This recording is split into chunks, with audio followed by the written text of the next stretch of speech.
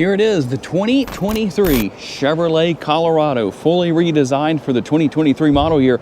And in today's video, we're going to answer the question, did Chevrolet make the right changes inside and out? All sorts of new trim levels.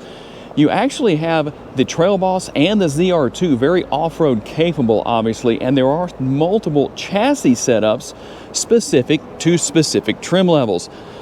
We'll tell you about what's going on inside and out and see what Chevrolet has done here. Let's dive in and see what it's all about. Looking at the front end, it definitely looks a lot more like the Silverados now. A little more aggressive, or maybe a lot more aggressive. But when you take a look at the front end, it's just changed so much. It doesn't look as, well, simplistic, we'll say, to put it politely, as it did in the past. Looking at the headlight design, everything here is obviously fully redesigned, so couldn't turn anything on to show you what that looks like today, but it's okay. But you'll notice everything working its way around as it does, having that nice squared off look, but still the attractive angles throughout with the daytime running lights, with the headlight housing right there. And then of course, we're going to have the fog lights down here on the lower portion of the bumper. A very nice looking grille. That's looking very stylish for 2023, I would say. Still going to have that Chevrolet bow tie logo, minus the tongue twisters, right there in the center. And then obviously you're going to have all of the underbody protection. Wish we could do an undercarriage shot to show that to you today, but we'll get to that soon at the local dealership when we get to that point. Moving up onto the hood, again, fully redesigned. It looks more aggressive than it ever has in the past. You're going to notice all of the angles that we have right here. It's not just a little bit. The lines working their way around, everything kind of taking a dip and then working its way back up, coming across a little bit of a bulge on each side. And then in the center, we've got the line right here that works its way up and starts to disappear about right there. And then everything just smoothly works its way up with a nice transition across. You're also going to notice the wider track here, the wider fenders, and those fender flares really accentuating everything as far as the width of the truck goes. But then the fender takes a move in right here. Everything kind of contours in. Now, one thing, tell me what you think here. Is that Colorado logo misplaced? Not sure if that should be right there or not, but then again, in my opinion, it should be maybe down here somewhere. But then other people might say, hey, I like that. Chevrolet did a good job. Gonna have the gloss black mirror caps, but I like the fact that here on the underside, you don't have the gloss black, because you're more likely to get something to come up off the road and hit that right there. That's going to be more likely to take a beating and keep on going. You're going to see your blind spot right there for detection of what's going on in your blind spots on each mirror. Obviously, multiple camera views, as you can see. Probably, I don't know if I'll be able to show that to you in the interior today, but not a big deal. Body color on the door handles. Still going to have your passive entry right there. Always a good thing as far as that goes. And then we come back here, you're still going to be able to see that accentuation of the wider track of the truck based on what we have here on the side of the bed. It looks off-road capable because it is. And another first, right here, we're going to have the new bumper steps on each side. A little bit different than what we see on the 1500s and above, but still there's plenty of space there to find that sure-footed stance to make it easier to get in and out of the bed if you don't want to drop the tailgate. The lone engine option for the new Colorado is the 2.7-liter four-cylinder, but it has the potential to pack a lot of horsepower at either 237 or 310 horsepower. An 8-speed automatic transmission is standard, and I would love to give you the MPGs, but those numbers are not quite available just yet. When properly equipped, this all-new Colorado can tow quite a bit for a mid-sized truck, up to 7,000 pounds to be exact. Payload numbers range between 1,310 up to an impressive 1,610. You will also find 4 tie downs, 2 in the front, 2 in the rear. We're also going to have our power outlet right here and be able to use that for a multitude of options, functionality, conveniences, tailgating, whatever the case is. Speaking of the tailgate, take a look at what we have here. You're going to notice the ruler back here. This tailgate suddenly becomes a multitasker because you can measure the fish that you catch or whatever and see how long they are.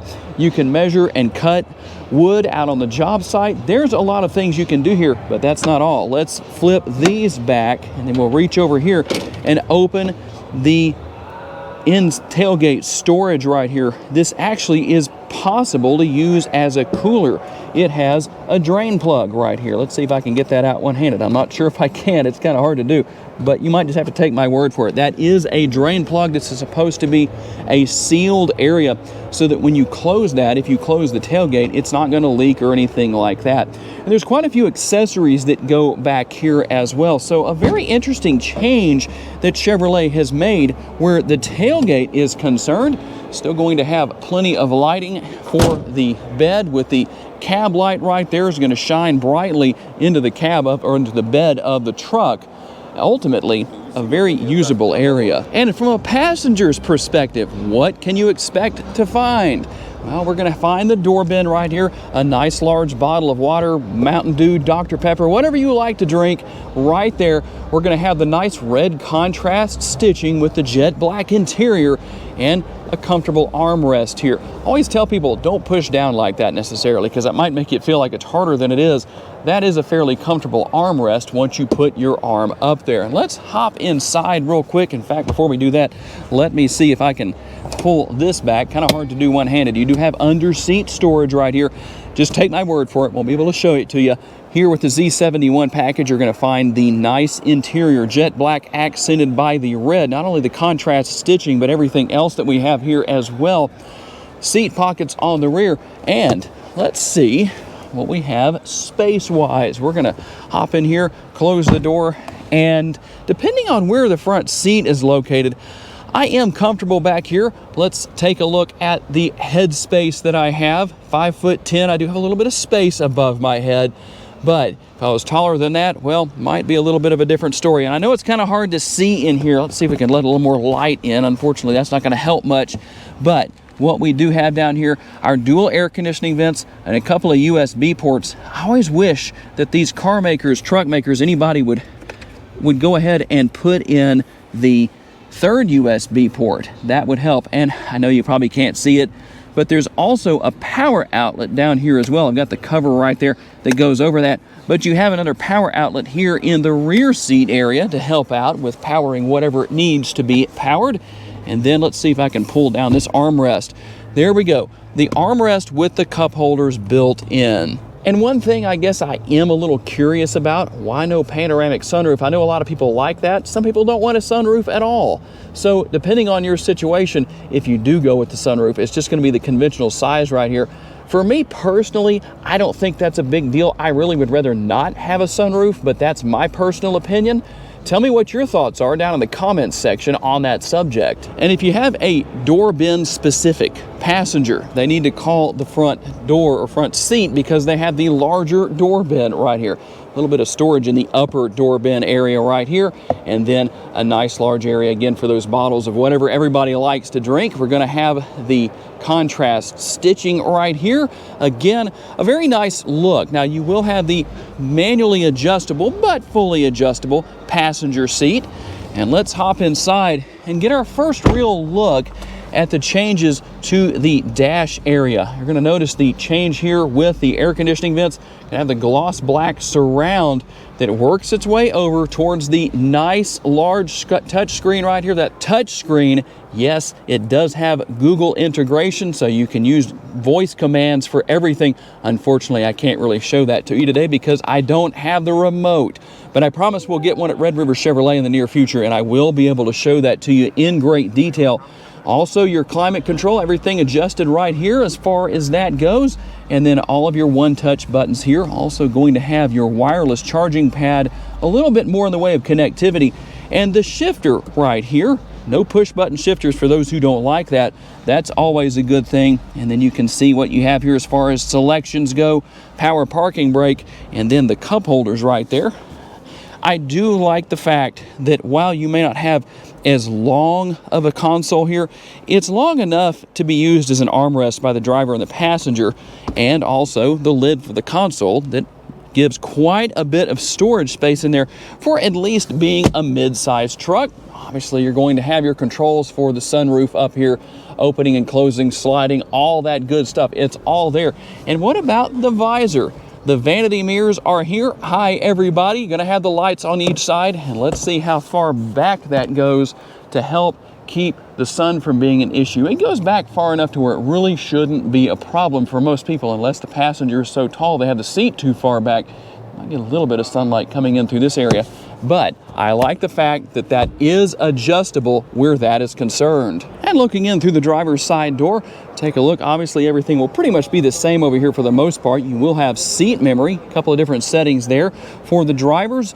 If you have multiple drivers for the vehicle, everything for controlling your windows, power mirrors. But one thing you won't find here, you can't operate the child safety locks from this area. That's because they are still located back here on the rear door. And I know a lot of people are going to say, oh, but they've always been there, Tom.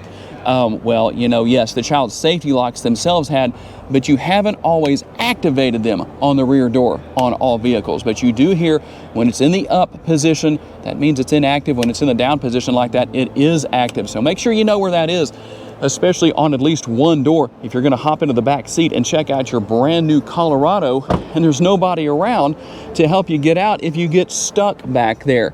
You do have the manually adjustable steering wheel, tilt and telescopically adjustable. So we're going to adjust that real quick. In fact, actually, I take that back. It's just tilt. It's not, yep, it is. Tilt and telescopically adjustable. Just wanted to make sure that was there before I actually said something and then found out, oops, I was wrong about that. That does happen sometimes. But we'll take a quick look here at everything. There we go. We can give you a little bit of action as far as the new graphics go on the instrument cluster, the digital instrument cluster, and that new center screen, at least for this particular truck. Not something that we haven't seen before in the last year or so with Chevrolet, but that's what you have. Everything there that we've had in the past as far as what you can control there for the turn signals and all that good stuff. And then we're going to have our steering wheel mounted controls. Now, the one thing that I know a lot of truck guys and gals out there really like to have is a column shifter here. Would you rather see that than the more traditional, we'll say, shifter for the center console, since it's not push button? And we also are going to have the button right here and knob to control everything with the radio. So basically, that's what you have as far as 2023 goes with these trucks. We're not going to be able to do a test drive today, obviously, because we're at the Chicago Auto Show, and they wouldn't let me take it out and drive it around. I don't quite know why that was, but it is what it is. So tell me what you think down in the comments. Did Chevrolet make the right changes to the 2023 Colorado? There obviously are a lot of different trim levels and a lot of different features and functionality that we'll show you as I get my hands on more and more of these over the course of the next few months, but I'm curious to know what you think. I appreciate you for taking the time to watch today. Thank you for giving me the opportunity to give you a vision for your next vehicle. If you enjoyed this video and want to learn about other vehicles you may wish to consider purchasing, check out the video that's on the screen right now, and I will see you there.